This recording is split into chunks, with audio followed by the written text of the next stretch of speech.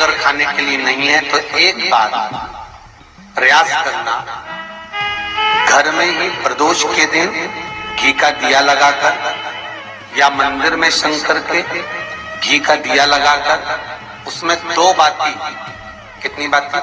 2 बाती रखना।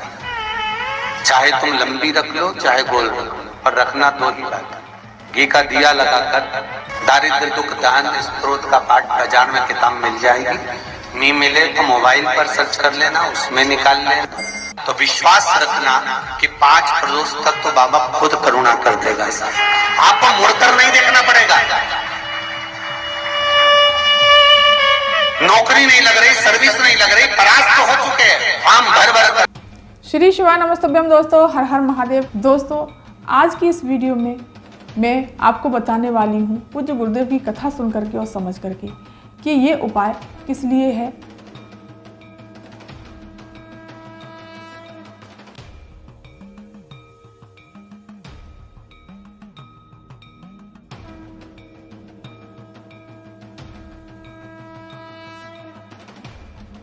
इन सब उपायों के लिए शुक्ल पक्ष की प्रदोष पर उपाय किया जाता है।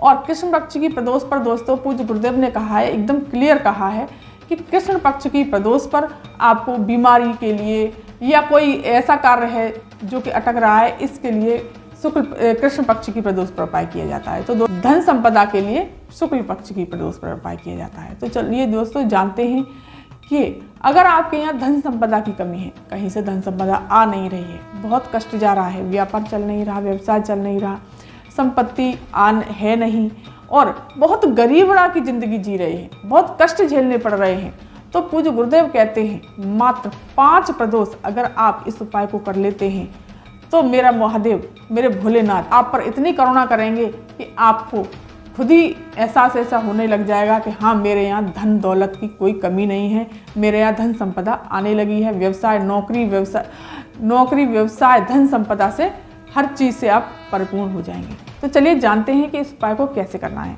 दोस्तों, पूज्य गुरुदेव ने कहा है कि आपको क्या करना है, या तो लंबी बाती का दीपक ले लीजिए 2, या गोल बाती के दीपक।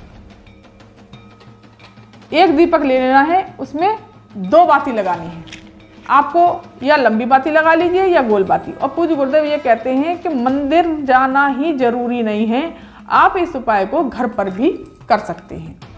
तो दोस्तों, आपको क्या करना है कि 2 बातियों का दीपक तैयार करना है। आप लंबी बाती का लगाना चाहें लंबी का लगा लीजिए, गोल का लगाना चाहें गोल का लगा लीजिए। और फिर आपको क्या करना है दोस्तों, बेलपत्र ले लेनी है, समी पत्र ले लेना है, चंदन, धूप, पुष्प, चावल, इत्र, जो भी है पूजा की सामग्री वो ले लेनी है। इन सब चीज़ों को लेकर के आपको, आपके घर में शिवलिंग है तो आप अपने घर में कर लीजिए, और नहीं तो मंदिर में जाकर के आपको कर लेना है। आपको 2 दीपक लगाने हैं भगवान के सामने। आपको अगर मंदिर जा रहे हैं तो 2 बाती का दीपक आपको भगवान के मंदिर के सामने लगा कर जाना है, और 2 बाती का दीपक आपको मंदिर ले जाना है। आपको सबसे पहले अपने, मैं बता रही हूँ करके, आप कहीं भी करें। ये गणेश जी का स्थान है, ये कार्तिकेय जी का स्थान है, ये माता अशोक सुंदरी का स्थान है, माता रानी का हस्तकमल है, ये शिवलिंग। जलाधारी पर भोलेनाथ का पूरा परिवार विराजमान है। तो दोस्तों, प्रदोष के दिन आपको सबसे पहले उत्तर दिशा की तरफ मुँह करके खड़े हो जाना है। गणेश जी के स्थान पर जल समर्पित करना है, श्री शिवाय नमस्तुभ्यम मंत्र का जाप करते हुए। कार्तिकेय जी के स्थान पर, माता अशोक सुंदरी के स्थान पर और माता रानी के हस्तकमल पर फिर श्री शिवाय नमस्तुभ्यम मंत्र का जाप करते हुए इस तरह से आपको जल समर्पित कर देना है। थोड़ा सा जल बचा लेंगे हम, और फिर इसमें आपको चंदन त्रिपुंड बना देना है, श्री शिवाय नमस्तुभ्यम मंत्र का जाप करते हुए। पूज्य गुरुदेव दोस्तों ये कहते हैं कि आप प्रदोष का व्रत नहीं रख सकते, और अगर ये उपाय करते हैं तो आपको पूरा फल मिलेगा इसका, और आपके दर्द दुख सारे दूर हो जाएंगे। फिर आपको 5 बेलपत्री ले लो, 4, 7 ले लो, 1 ले लो। अगर आपके पास बेलपत्री नहीं है और मंदिर में चढ़ी हुई आपको मिल गई है तो आप उसी को धो करके दोबारा से भगवान शिव पर चढ़ा सकते हैं, उसमें कोई गलत नहीं है। इस प्रकार से पकड़ करके आपको शिवलिंग पर बेलपत्री को समर्पित कर देना है। 5 करना चाहे 5 कर दें, वैसे 5 हो तो ज़्यादा अच्छा है। इस प्रकार से आपको शिवलिंग पर ये बेलपत्री समर्पित करते जाना है। लेकिन दोस्तों एक बात ध्यान रखना, बेलपत्री कटी फटी नहीं होनी चाहिए, एकदम साफ सुथरी सुंदर सी बेलपत्री होनी चाहिए, इस तरह से एकदम। भगवान को पूर्ण चीज़ पसंद है, खंडित चीज़ भगवान भोलेनाथ पर नहीं चढ़ाई जाती।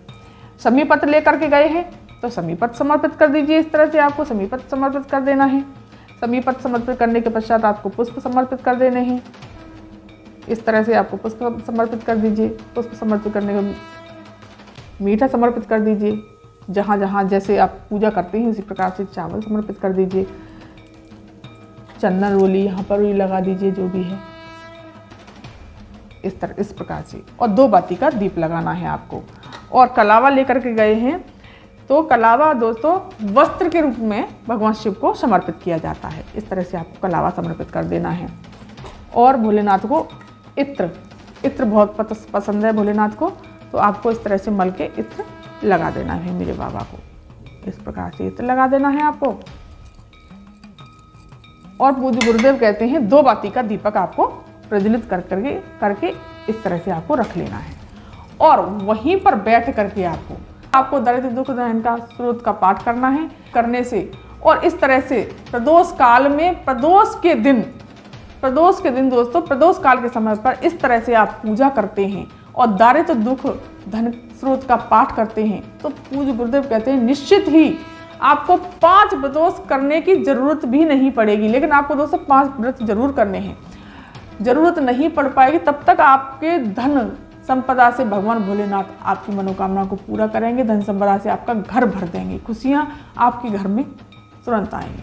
तो दोस्तों ये उपाय बहुत अच्छा और अचूक उपाय है। फिर आपको इस तरह से आपको फिर जल समर्पित कर देना है। धूप दीप दिखा देनी है। जो भी आप पूजा का सामान लेते हैं इस प्रकार से, और आपके पास अबीर गुलाल हो तो अबीर गुलाल भी भोलेनाथ पर इस दिन अर्पित कीजिए। क्योंकि भोलेनाथ और माता पार्वती इस दिन भ्रमण के लिए निकलते हैं। वैसे तो भोलेनाथ माता पार्वती रोज ही निकलते हैं, लेकिन प्रदोष काल के समय भगवान भोलेनाथ और माता पार्वती सबके घर आते हैं।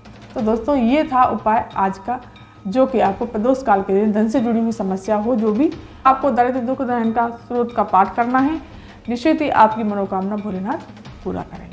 दोस्तों ये वीडियो आपको पसंद आया हो, ये जानकारी आपको अच्छी लगी हो तो मेरे चैनल को सब्सक्राइब कीजिए, वीडियो को लाइक कीजिए और कमेंट में श्री शिवाय नमस्तुभ्यम अवश्य लिखिए। धन्यवाद।